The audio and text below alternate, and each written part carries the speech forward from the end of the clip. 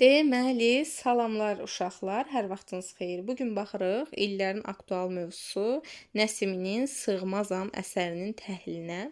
Sığmazam əsəri ilə bağlı əlbəttə ki, axırda ümumi təhlil qeydlərini deyəcəm, amma ilkin olaraq forma xüsusiyyətləri ilə bağlı bir-iki şey deyim ki, Sığmazam, bu niyə belə yazdı? Sığmazam lirik növdədir. Lirik növdə əsərimizdir, qəzəl janrındadır, əruz vəznindədir.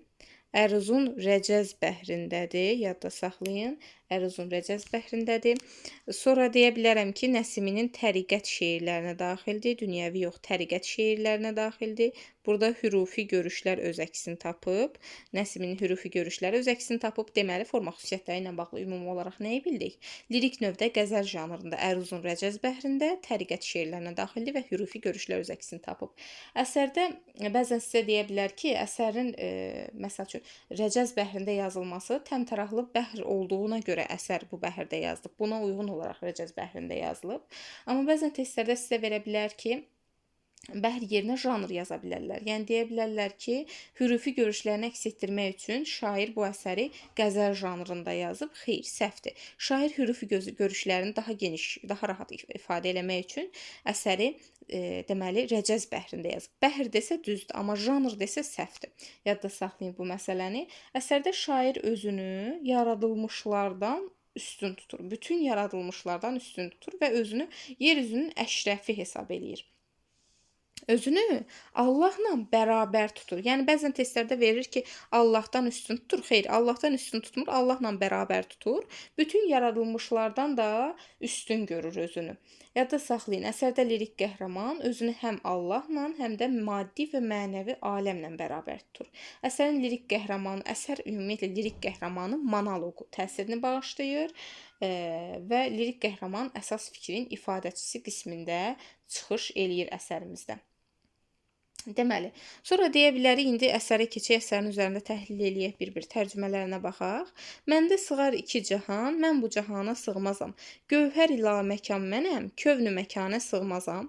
Deməli, şair burada deyir ki, məndə iki cahan, maddi və mənəvi bura gətirək görün həm də. Məndə iki cahan, maddi və mənəvi olaraq sığır, mən isə bu dünyaya sığmıram. Məkansız gövhər mənəm, məkana və varlığa və məkana sığmıram. Məkansız gövhər ifadəsi yadda saxlayın, ona görə altından xətt çəkdim ki, məkansız gövhər ifadəsi Allaha məxsus bir sifətdir. Baxın, məkansız gövhər Allaha məxsusdur və burada şair özünü təsvir edərkən Allaha məxsus bir sifəti işlədir. Deyir iki cahan məndə sığır, mən isə heç bir cahana sığmıram. Əşlə fərşü kafinun məndə bulundu cümləçün. Kəs sözünü və əfsəm ol, şərhü bəyanə sığmazam. Yenə şərhü bəyanə sığmazam deməklə Allaha məxsus olan bir sifəti lirik qəhrəman özündə işlədir. Yenə bu da yadda saxlayın, Allaha məxsus bir sifətdir, şərhə və bəyanə sığmamaq. Deməli, əsərin bir yox, iki beydində, birinci və ikinci beydlərdə şair, yəni lirik qəhrəman Allaha məxsus olan sifəti özünə qarşı işlədir. Bunun da təhlilinə baxaq. Deyir, göy və yer, kəf və nun, yəni bütün kəf və nun var olan deməkdir.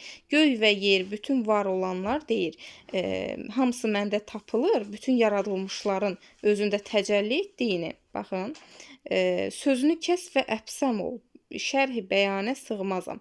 Deyir ki, bütün yaradılmışlar məndə təcəlli eləyib, məndə tapılır. Sözüvü kəs, səsivi kəs və lal ol. İnsanı şərh eləyənlərə, onu şərh eləyənlərə lal olmaq, susmaq məsləhət görülür ki, çünki deyir, şərh və bəyanə sığmaram. Deyir, məni şərh eləməyin, çünki şərh və bəyanə sığmıram. Yəni, dediyim kimi, Allaha məxsus olan sifət işlədir. Kövnü məkandır ayətim, zati dürür bir bidayətim. Sən bu nişanla bil məni, bil ki, nişanə sığmazam. Deyir ki, baxın, nə deyir? Varlıq və yer mənim əlamətimdir, başlanğıcım varlığın sahibi olan zatla bağlıdır. Deməli, varlıq və yer mənim əlamətimdir. Başlanğıcım varlığın sahibi olan zatla bağlıdır. Sən bu nişanla bil məni və bil ki, bu nişana da sığmazam. Özünü bir nişanla tanıdır və bu nişana belə sığmadığını vurğulayır. Sonra, kimsə güman zənn ilə olmadı həqq ilə biliş. Həqqi bilən bilir ki, mən zənn gümanə sığmazam. Aha, deməli deyir, heç kim güman və zənn ilə haqqı bilib tanımadı. Aha. Haqqı, həqiqəti, yəni mənim həqiqətimi bilən, mənim güman və zənnə sığmayacağımı bilir. Güman və zənnə sığmadığını bildirir burada 4-cü beytimizdə də. 5-ci beytdə gənc nihan mənəm, mən uş. Gənc nihan gizli xəzinə deməkdir. Gənc nihan mənəm, mən uş. Eyni əyam mənəm, mən uş. Gövhər ikam mənəm, mən uş. Bəhrə vükanə sığmazam. Deyir ki, dediyimiz kimi buradakı gənc nihan, bir də gövhər ikan ifadələrini yadda saxlayın. Deyir ki, gizli xəzinə mənəm. Deyir, gizli xəzinə mənəm artıq, görünənin gözü mənəm artıq. Mədənin gövhəri mənəm artıq, dənizə və mədənə sığmazam. Aha. Sonra zərrə mənəm, günəş mənəm, çar ilə pəncüşeş mənəm. Surəti gör bəyan ilə, çünki bəyanə sığmazam. Deməli nə deyir? Deyir zərrə mənəm, günəş mənəm, 4 ilə 5-6 mənəm. 4, 5, 6 nə deməkdir burada? 4 dedikdə 4 element, torpaq, su, hava, od. 5 dedikdə 5 duyğumuz nəzərdə tutulur, hansı ki eşitmək, danışmaq və s. 6 dedikdə də 6 cəhət nəzərdə tutulur. Deyir bunların hamısı mənəm. Anladılan surət ilə məni gör, çünki bəyanə sığmazam. Aha, burada da bunu ifadə eləyir. Sonra deyir ki, şəms mənəm, qəmər mənəm, şəhd ilə həm şəkər mənəm, ruhi rəvan bağışlaram, ruhi rəvanə sığmazam. Deyir ki, sifətlərlə birlikdə zat iləyəm. Bir dəqiqə, hara getdi bu? Hə, deyir sifətlərlə birlikdə zat iləyəm. Baxın, bərat gecəsi ilə birlikdə qədr gecəsi iləyəm. Şəkər bitkisi ilə gül mürəbbəsiyəm. Qapalı ağza sığmazam. Bərat gecəsi, qədr gecəsi hər halda hamımız bilirik. Baxın, deyir.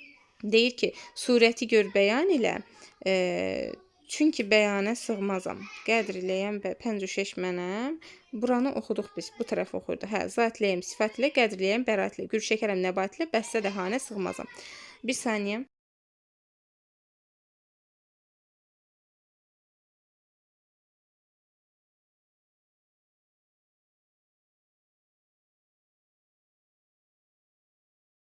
Aha, deməli, gəldim. Deyir sifətlərlə birlikdə zat iləyəm, bərat gecəsi ilə birlikdə qədr gecəsi iləyəm. Şəkər bitkisi ilə gül mürəbbəsiyəm, qapalı ağza sığmazam. Qapalı ağza sığmadığını bildirir və bərat gecəsinin, qədr gecəsinin adı çəkilir. Yadda saxlayın, 2 dənə gecə adı çəkilir. Bərat gecəsi və qədr gecəsi. Bərat və qədr gecələrini yadda saxlayın. Adı keçən əsərimiz hansı əsərdir? Sığmazam əsəri. Şəms mənəm, qəmər mənəm, deməli, şəhd ilə həm şəkər mənəm, ruhi rəvan bağışlaram, ruhi rəvanə sığmazam. Deməli, deyir ki, günəş mənəm, ay mənəm, bal ilə şəkər mənəm, axıcı ruh bağışlaram, axıcı ruha sığmazam. Axıcı ruh bağışladığını və axıcı ruha da sığmadığını bildirir. Gerçi bugün Nəsimiyəm, Haşimiyəm, Qureyşiyəm, bundan uludur ayətim, ayət üşanə sığmazam. Deyir ki, öz adını çəkir, axırda birinci ona fikir verin. Haşimiyəm, Qureyşiyəm, Qureyş oymağından olduğunu bildirir, öz aid olduğu oymağın adını çəkir, öz adını çəkir. Deyir, bundan uludur ayətim, ayət üşanə sığmazam. Baxın. Deyir, bugün Nəsimiyəm, Haşimiyəm, adını çəkir. Bugün Nəsimiyəm, Haşimiyəm, Qureyş oymağındanam. Əlamətimsə bundan uludur, əlamətə və şana sığmazam. Əsərimizin təhlili, yəni mənası bu cürdür. İndi keçək əsərin təhlilinə. Təhlildə deyir ki, sığmazam Nəsiminin dünya görüşü və ya yaradıcılığı üçün ən səciyyəvi əsərlərdən biridir. Başqa sözlə, bu şeir müəllifin hürufi görüşlərini parlaq ifadə etdiyi kimi, sənətkarlıq məharəti barədə də aydın təsəvvür yaradır. Hürufi görüşləri əks elətdirir, yadda saxlayın şairin hürufi görüşlərini. Deməli, qəzəl şairin təriqət şeirlərindəndir, təriqət şeiridir. Araşdırma, bura lazım deyil bizə bu hissə. Deməli, şeirdə hürufiliyin əsas müddəalarından biri insanın Allahla, eləcə də maddi və mənəvi aləmlə eyni olması fikri əksini tapmışdır. Deməli, şeirdə insanın Allahla, eləcə də maddi və mənəvi aləmlə eyni olması fikri əksini tapır. Əsər lirik qəhrəmanın monoloqu təsirini bağışlayır. Mütləq yadda saxlayın. Əsər lirik qəhrəmanın dialoqu yox, monoloqu təsirini bağışlayır. Əsas fikrin ifadəçisi yerində lirik qəhrəmanımız çıxış eləyir. Əsas fikrimizin ifadəçisi lirik qəhrəmandır. Lirik qəhrəman qətiyyətli bir obrazdır. Ulu adlandırır özünü. Fikirlərinin doğru olduğuna əmindir. Elə buna görə də söylədiklərini hökm şəklində dilə gətirir. Bəyan edir ki, onda iki cahan, maddi və mənəvi aləm deməli sığsa da, özü bu aləmə sığmır. Varlığa və məkana sığmamasının səbəbi məkansız gövhər olmasıdır. Bu da Allaha məxsus olan sifətdir. O mövqeyini çəkinmədən, qorxmadan ifadə eləyir. Allaha və bütün yaradılmışlara aid nə varsa, hamısının özündə təcəlli etdiyini bildirir. Onu, insanı şərh etməyə çalışanlara susmaq, lal olmaq barədə xəbərdarlıq eləyir. Çünki heç bir şərhə və bəyanə sığmadığını bildirir və bu da yenə dediyimiz kimi Allaha məxsus olan bir sifətdir. O uludur, başlanğıcı zatla varlığın sahibi ilə başlanır. Bütün var olanlar onun əlamətidir və bu nişanla tanınır, lakin bu nişana da sığmır. Qəzəlin üzərində düşündükcə lirik qəhrəmana məxsus digər səciyyəvi xüsusiyyətlər də göz önündə canlanır. Digər xüsusiyyətlər də özü ilə bağlı deyil. Qəzəldə obrazlığı, bədiliyi təmin edən vasitələr çoxdur. Səslərin nəsə buralar lazım deyil, təsvirlərdən falan danışır. Təzaddan istifadə olunub, yadda saxlayın. Çünki əsər boyu bir çox beytlərdə təzaddan istifadə olunub. Məndə sığar ki, cahan, mən bu cahana sığmaz. Sığar, sığmazam. Gövhər la məkan mənəm, kövnü məkana sığmazam. Demək olar ki, bütün beytlərdə deməli təzaddan istifadə olunub. Sözlərin məharətlə seçilməsi, misra daxilində bir-biri ilə əlaqələndirilməsi və yerində işlənilməsi, uğurlu qafiyələr sənətkar ustadlığına əlavə xəbər verir.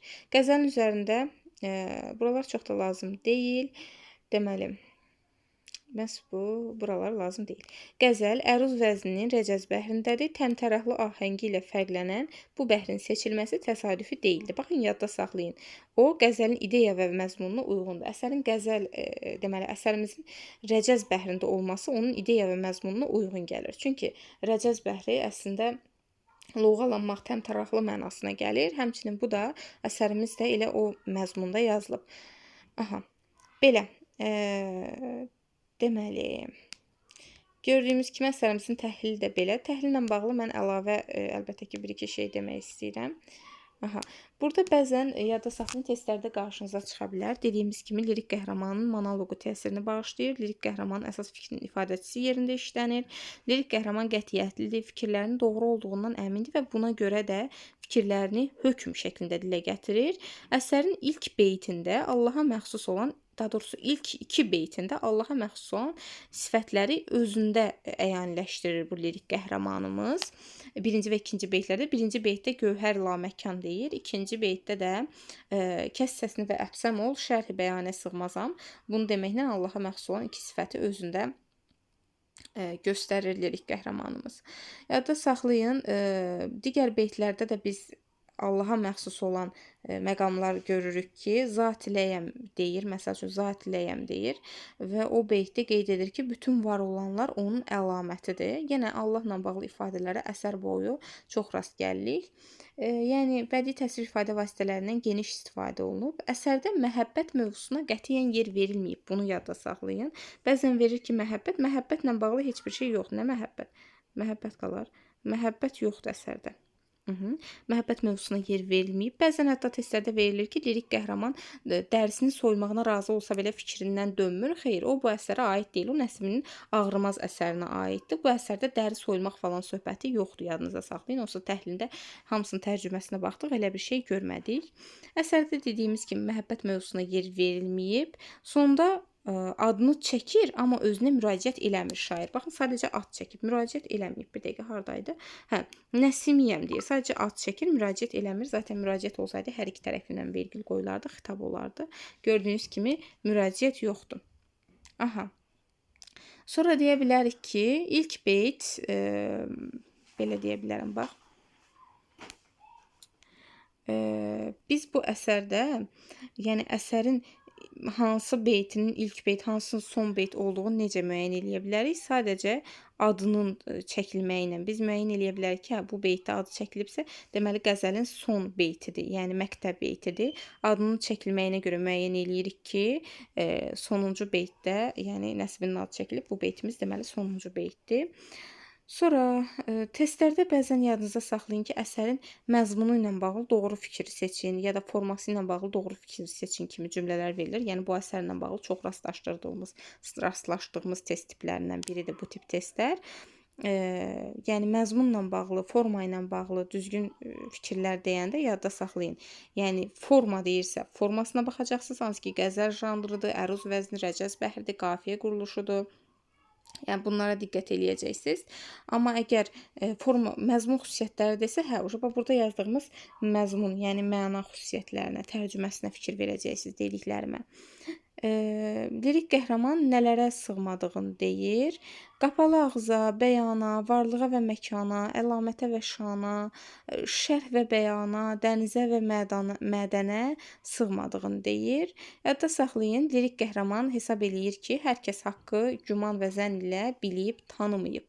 Şair özünü görünənin gözü adlandırır. Bu şeyi mütləq yadda saxlayın. Özünü görünənin gözü adlandırır. Hətta burada da vermişdik. Bir dəqiqə görüm. İndi görsəm, tapsam deyəcəm. Özünü görünənin gözü adlandırır. Hə, görünənin gözü mənəm. Bax. 5-ci beytimizdə gənc niham mənəm mən uş, eyni əyam mənəm.